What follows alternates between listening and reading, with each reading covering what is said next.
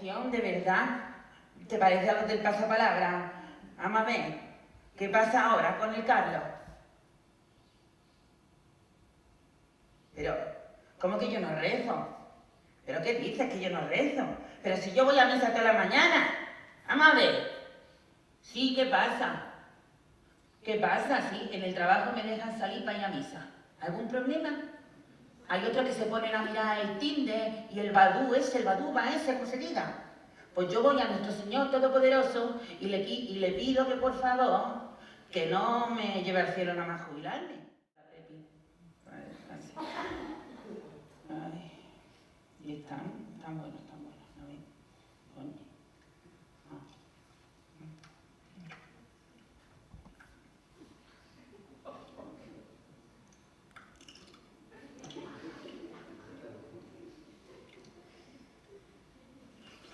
Con la menopausia tiemblo y a veces me cuesta.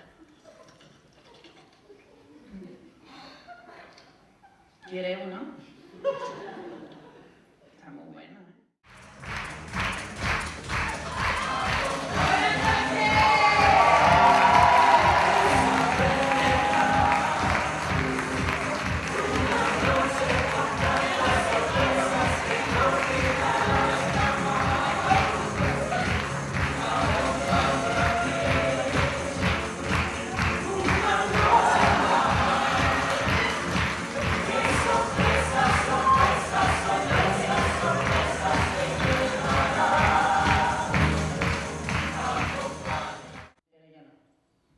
Yo me iba a mi orillita, me sentaba más gustico, y como que no quiere la cosa,